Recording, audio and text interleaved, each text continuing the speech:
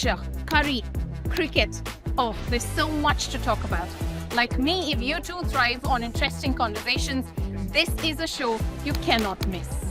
Watch this space to know more about all matters and all people that make Britain what it is today. Out of Britain, with me, Radhika Iyer.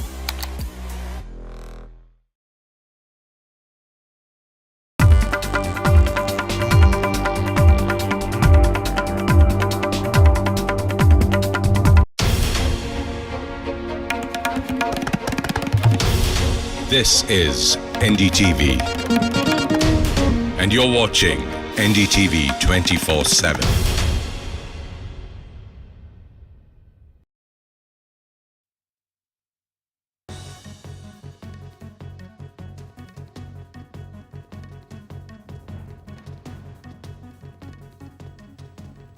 Thanks for staying with NDTV. You're watching the Tuesday edition of the World Report with me, Arjun, Samar, Mahendran. In a strong and clear message from the world stage, External Affairs Minister S. Jaishankar has called out state-sponsored terrorism in a veiled but unmistakable reference to pariah Pakistan. Now, speaking at the United Nations while inaugurating India's digital exhibition titled The Human Cost of Terrorism, Jaishankar said it's imperative to expose terrorism when it is backed by a state, fueled by extremism, and spreads across borders. The exhibition, launched just a day before Pakistan takes over the UNSC presidency, showcases deadly terror attacks like the 1993 and 2008 Mumbai attacks and the recent Pahalgam strike as well.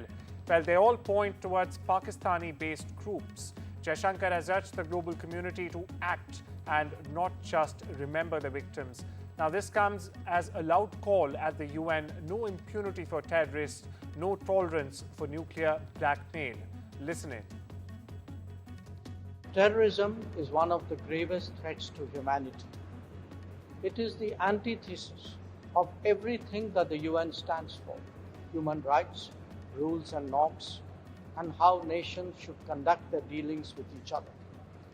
When terrorism is supported by a state against a neighbor, when it is fueled by the bigotry of extremism, when it drives a whole host of illegal activities, it is imperative to call it out publicly.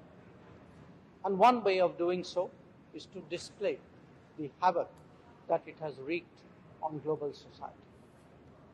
5 weeks ago, the United Nations Security Council issued a strong condemnation of a particularly horrific act of terrorism in Pahalgam.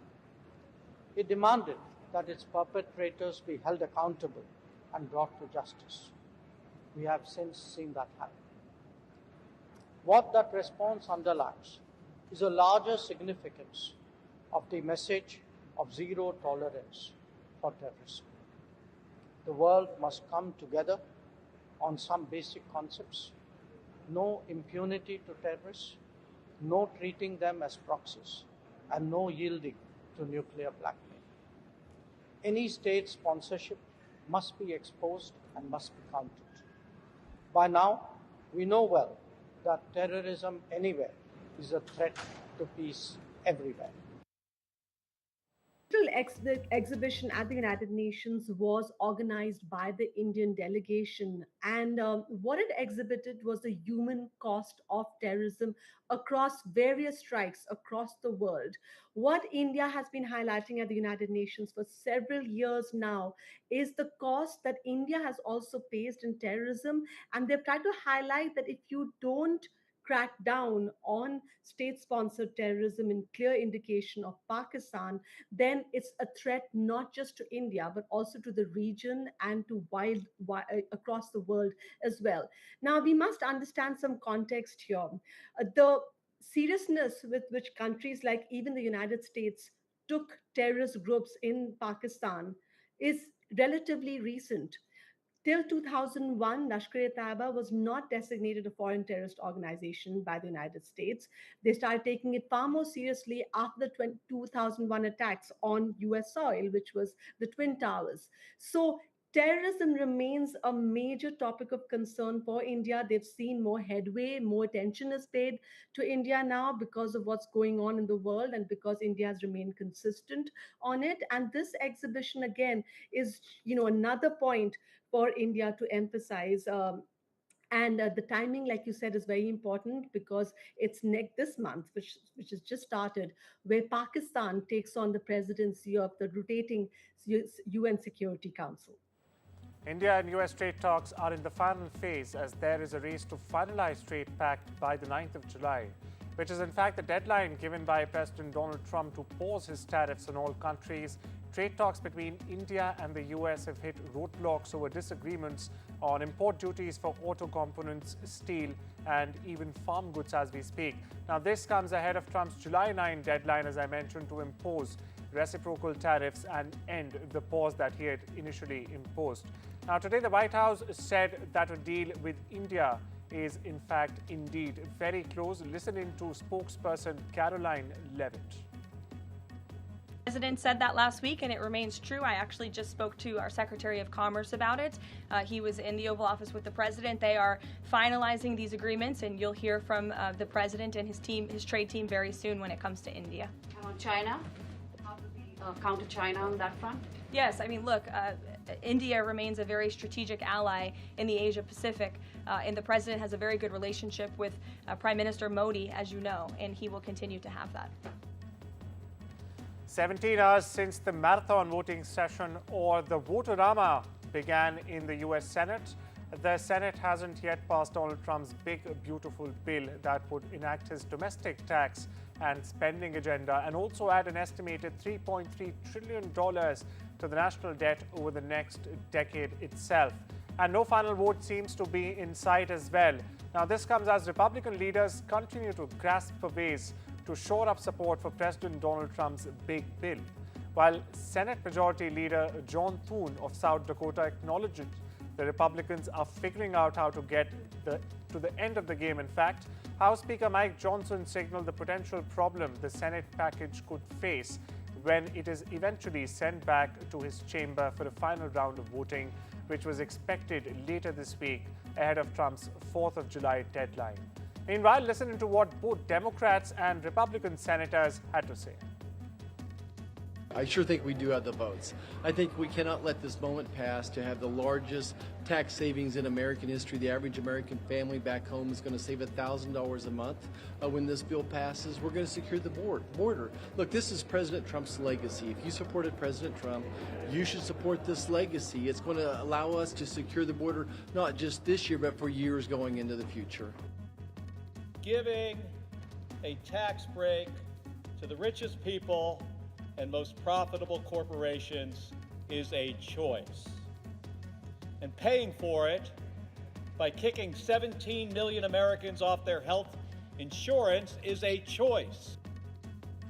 After billionaire Elon Musk continued criticism of the One Beautiful Big Bill, US President Donald Trump has threatened to cut subsidies to Musk companies. In a post on his Truth Social account, Trump said that Musk would, quote, probably have to close up shop and head back home to South Africa, unquote, if his administration would cut subsidies to Musk's various companies, including Tesla and SpaceX. Now, this comes after Musk for weeks has criticized Trump's signature bill for its huge spending and trillions that, in fact, it would add to America's federal deficit, even threatening to unseat the lawmakers earlier this morning who support the unpopular package. Musk has also warned that he would launch a new party, one he calls the American Party, as an alternative to the Democrat-Republican Uniparty, as he claims it to be, if lawmakers pass Trump's spending bill in the U.S. Senate. Staying with U.S., where American lawmaker Brandon Gill is facing online backlash after his recent post called for Indian-origin Democrat Zoran Mamdani to go back to the third world after the New York City mayoral candidate was seen eating rice with his hands in an old video. My colleague Parmeshwar Baba explains the details of this controversy and the fallout as well. It started with a seemingly racist tweet and has snowballed into an all-out culture war. A sitting US congressman just told an Indian-origin mayoral candidate to go back to the third world because he ate rice with his hands. Believe it or not, this is where we're at in 2025. Zoran Mamdani, born in Uganda, raised in South Africa and the US, son of filmmaker Mira Nair, and now the man who just defeated Andrew Cuomo to become New York City's Democratic nominee for mayor. And this is the video that sparked a storm. Mamdani eating rice with his hands, speaking about solidarity with Palestine and his experience growing up in the global south. Now enter Brandon Gill, a Republican congressman from Texas who reposted this video with a caption, and I quote, "Civilized people in America don't eat like this. If you refuse to adopt Western customs, go back to the third world." This comment didn't just spark outrage, it has lit up the internet. Users have been quick to point out the irony because Brandon Gill is married to Danielle D'Souza, who's of Indian origin, and the daughter-in-law of none other than right-wing filmmaker Dinesh D'Souza. And cue the memes with users posting photos of Dinesh D'Souza himself eating with his hands. But Danielle D'Souza Gill doubled down. She has posted saying, "I didn't grow up eating with my hands," further adding, "I'm a Christian MAGA patriot. My family in India uses forks too." So we're at a place where the act of eating with a spoon or your fingers has become a political litmus test for belonging in America. But behind this, is something deeper. Mamdani, as you know, is no political lightweight with all the news you've seen over the last week. Republicans, including Trump, Nancy Mace, and Stephen Miller, are going hard after him. Trump called him a 100% communist lunatic. Another congressman even floated the idea of denaturalizing him.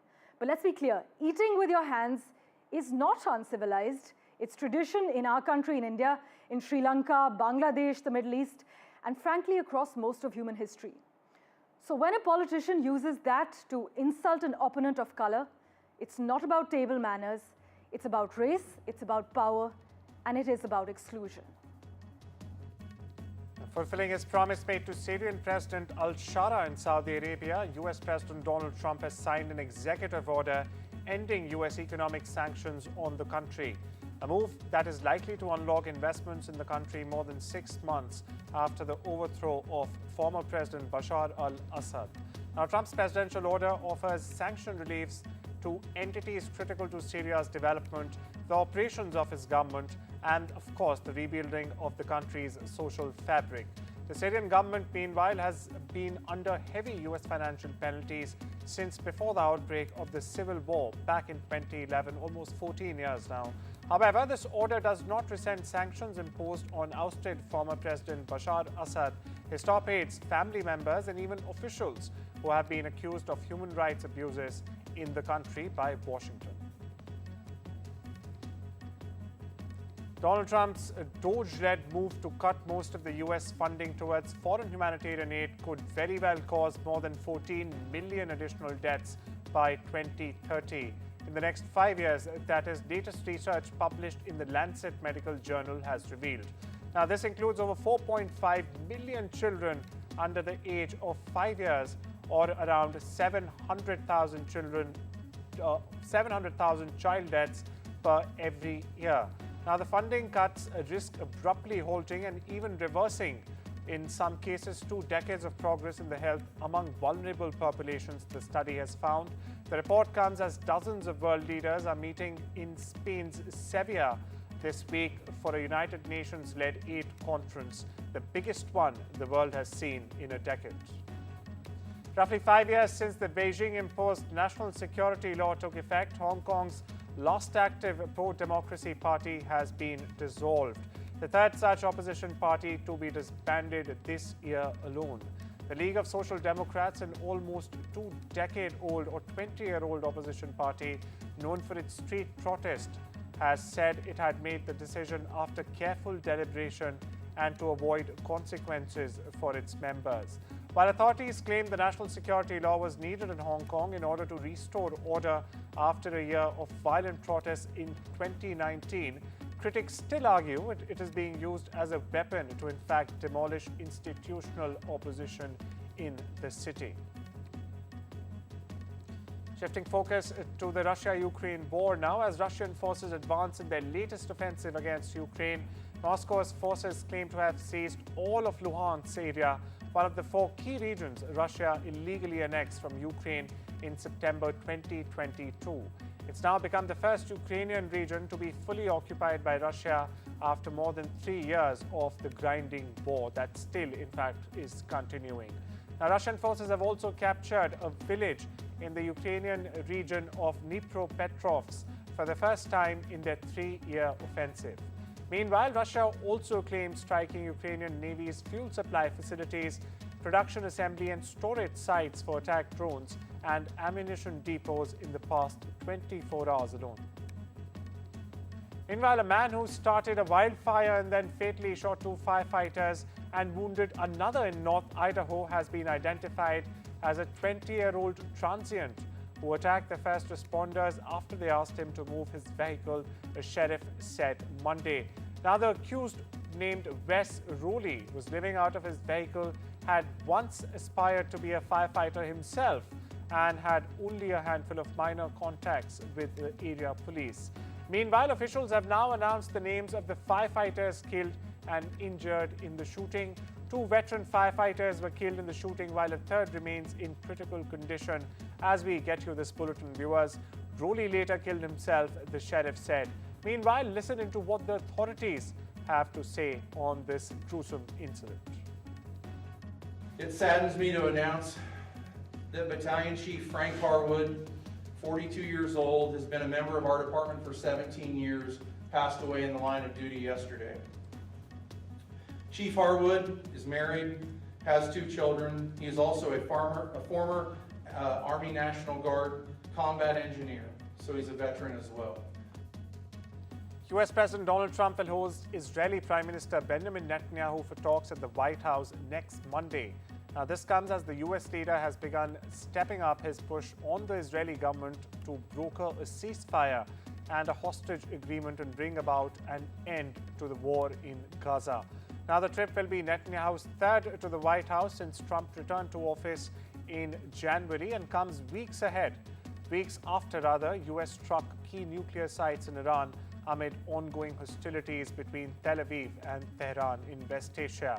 Meanwhile, talks between Israel and Hamas have repeatedly faltered over a major sticking point, that being whether the war should end as a part of any ceasefire agreement or not. Till now, about 50 hostages remain captive in Gaza, with less than half believed to still, in fact, be alive. A quickly spreading wildfire in Southern California, the Juniper wildfire has spread at least 2,400 acres, prompting an evacuation order for over 5,000 people in the area.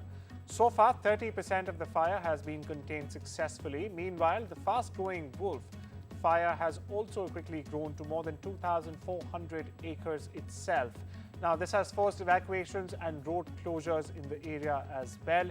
These wildfires are among dozens that have erupted in the region over the past 72 hours alone. Officials, meanwhile, warn that the fiery events of the last 3 days are a prelude to, in fact, what is to come over the next few months as the state moves from an usually dry winter and spring into what is expected to be a hot summer and fall. And a sizzling start to July is on the cards for China, where nationwide temperatures are poised to climb to almost 3 degrees Celsius above historical averages in the first week of July itself. The local Met Observatory has issued a yellow high temperature alert for the region. By afternoon, Xinhua Station recorded its 9th highest temperature day, above 35 degrees Celsius, that is, this summer, marking the highest number of hot days ever recorded in June at this station in China. Now, according to the forecast, this weekend temperatures could even approach or even cross 40 degrees Celsius, an exceptionally rare occurrence for this time of the year for this part of the world. Tropical storm Flossie has strengthened into a Category 1 hurricane of Mexico's Pacific coast, with maximum sustained winds of up to 130 kilometers per hour. Flossie was expected to skirt the coast for a few days while dropping rain on several Mexican states. Flossie is forecast to strengthen further over the next 38 hours before eventually weakening over cooler waters. While its center is forecast to remain offshore, rainfall of up to 150 millimeters was likely for parts of the Mexican states, with the possibility of life-threatening flooding and mudslides, especially in steep terrain. Portugal, like much of Europe, has been experiencing a heat wave in recent days, as we have been covering here on NDTV. But another rare weather phenomena also gripped many beachgoers trying to survive the warm temperature by the sea. The roll cloud hit several beaches along the Portuguese coast. It's a rare Met phenomenon occurring where air masses of contrasting temperatures and sea breezes interact. Now, what does this do? Well, it forms a thick wave of cloud. These tube-shaped clouds, as you see on your screen, move horizontally, resembling a giant wave, but unfortunately have nothing to do with tsunamis. And well, it's time we slip into a short break. Much more on the other side.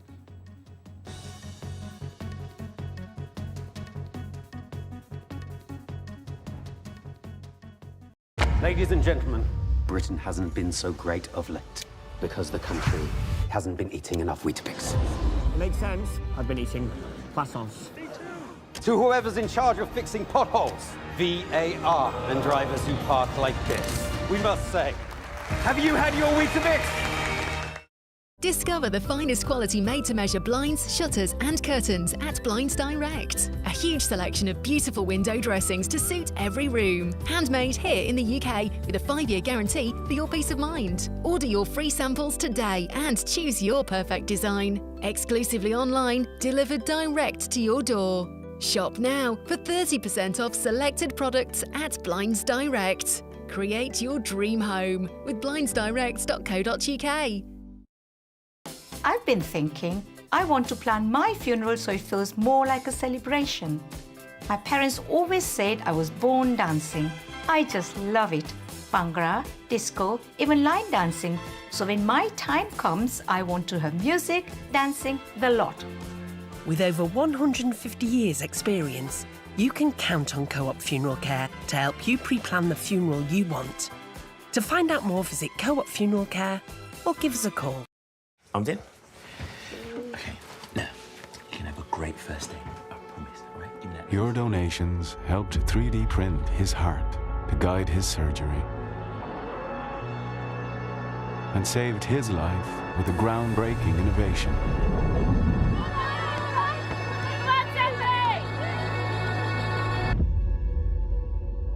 And the future breakthrough that could cure her is closer than ever. Help us turn science fiction into reality and save more lives like hers. Donate to the British Heart Foundation now.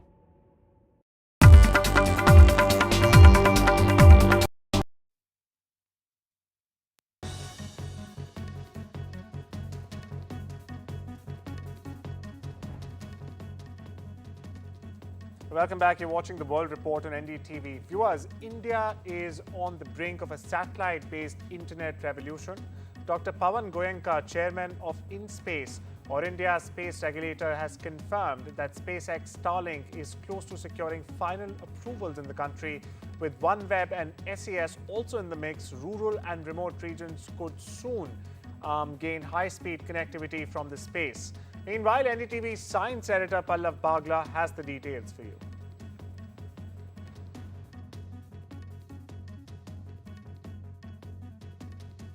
Saudi Arabia's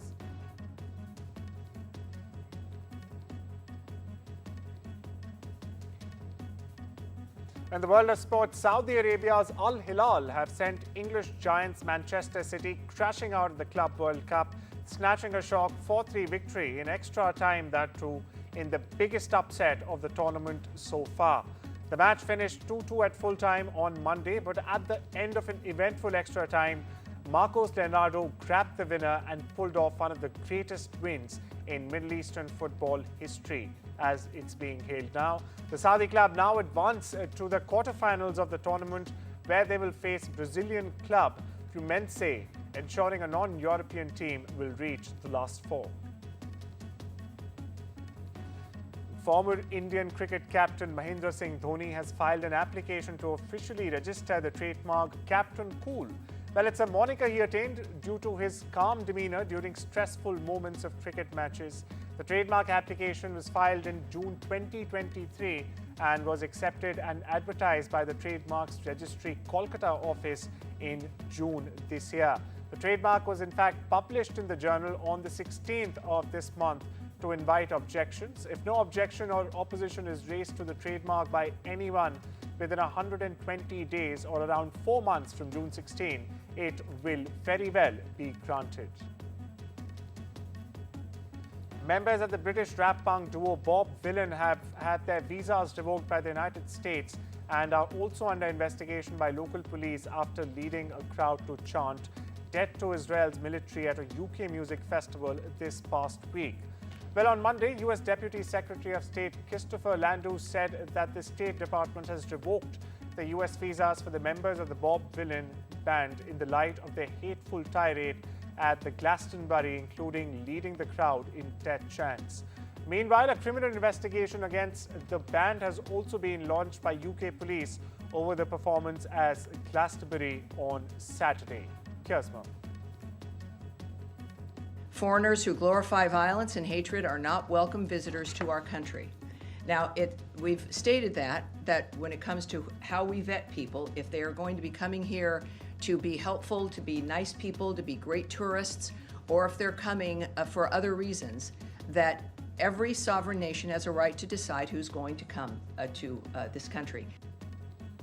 Production has started on The Devil Wears Prada 2 and is set to reunite the iconic ensemble. Meryl Streep, Anne Hathaway, Emily Blunt and Stanley Tucci, all returning to their celebrated roles from the iconic 2006 original. Well, the sequel is centered on the decline of the magazine publishing industry and how it affects Priestley's career. That's all we have for you this Tuesday on The World Report. Take care and have a wonderful day.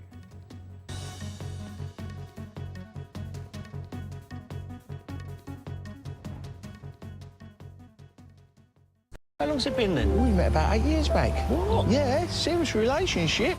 He has this way of looking into my eyes. Knows how to treat me.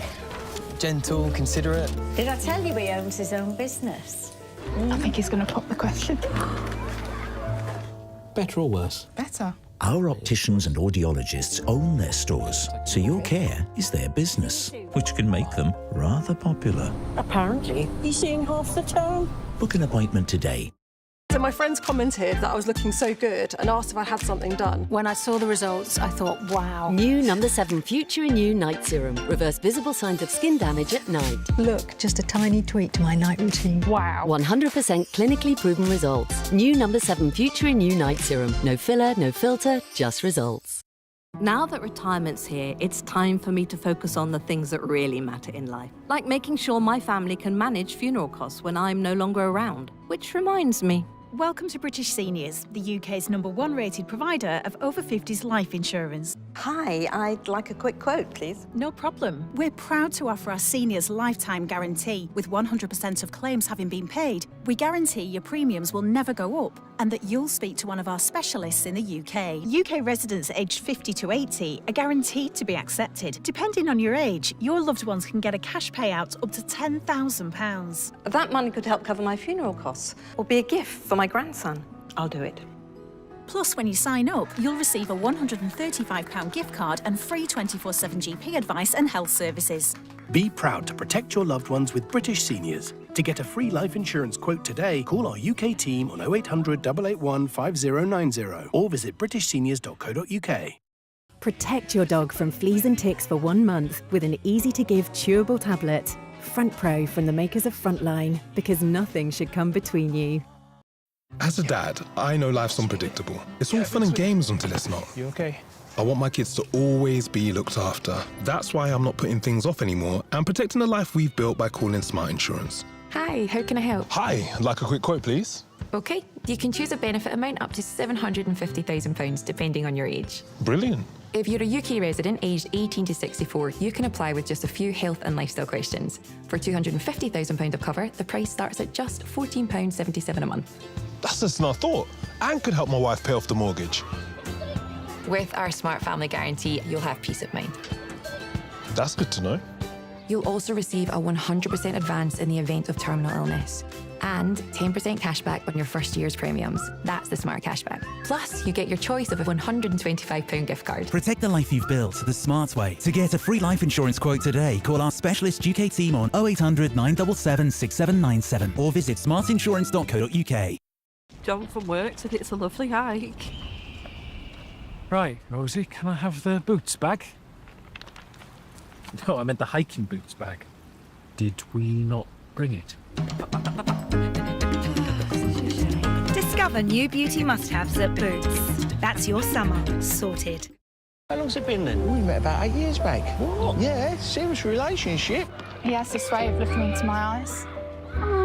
Knows how to treat me. Gentle, considerate. Did I tell you he owns his own business? I think he's going to pop the question. Better or worse? Better. Our opticians and audiologists own their stores, so your care is their business, which can make them rather popular. Apparently, he's seeing half the town. Book an appointment today.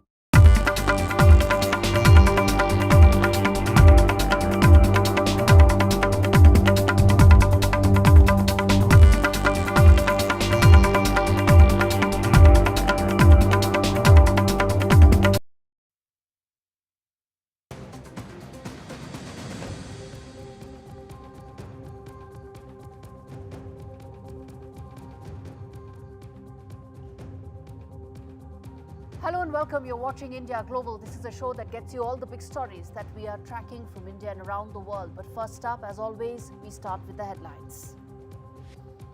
First big story that we're tracking on India Global today. Trump and Elon Musk feud flares over the big, beautiful bill. Musk threatens to launch his own party, America Party, if Trump's mega bill passes. Trump hits back, suggests DOGE review Musk's subsidies in order to save the federal government big money. Rice rage and racism. Mamdani attacked for eating with hands. Go back to third world. Texas congressman's racist remarks. Even as this escalates the larger debate about whether Indian Americans continue to feel and get racist remarks there. India-US likely to finalize bilateral trade deal soon. White House confirms India-US trade deal is set to be signed soon. Indian officials extend their visit in America to iron out last-minute details regarding the trade deal.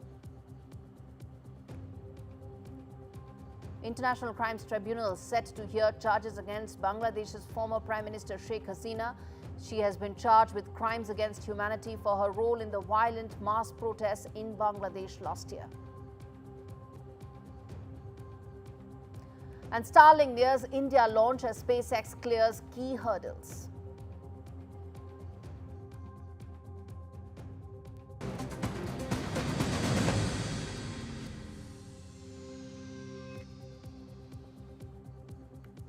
Viewers, the top story that we are tracking on India Global. Elon Musk is going scorched earth over Washington's latest $5 trillion spending bill.